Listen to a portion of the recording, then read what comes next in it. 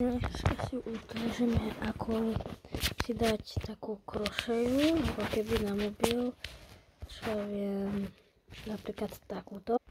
Vidíte, tu mám takú ako keby krošeru, tu je strašne v strede, tak ukážeme si, ako teraz spraviť tú krošeru. Takže ako keby na Androide.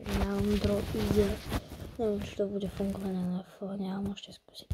No proste môžete ísť do vášho, ale musíte ísť do vášho sťahovača. Ja mám napríklad Google Play. Alebo proste, ja neviem, čo máte. Napríklad môžete mať obchod, ja tak proste. Mám tiež obchod, lebo mám po slovensky. No a teraz si tu dáme, že Impact Crochet Crosshair.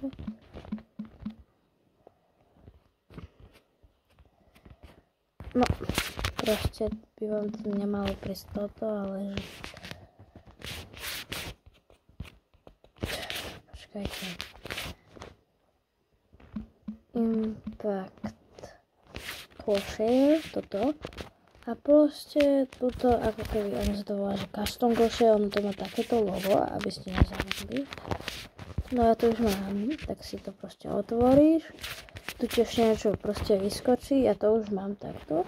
Tu si nastavíš štýl, máš tu strašne veľa štýlov. Ja som si vybral ten takýto normálne, že tento. Tento tu môžete vidieť.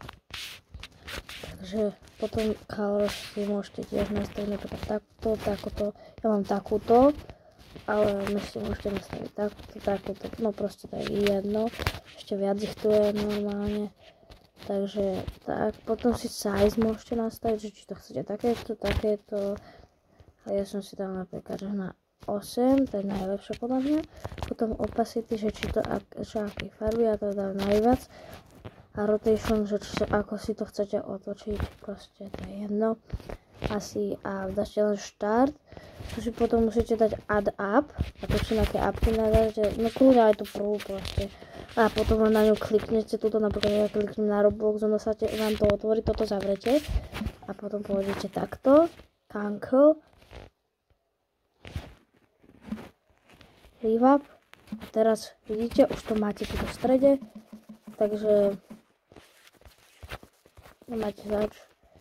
Potom, keď už to budete mať stiahnuté, tak si to môžete aj meniť. Ďakujem.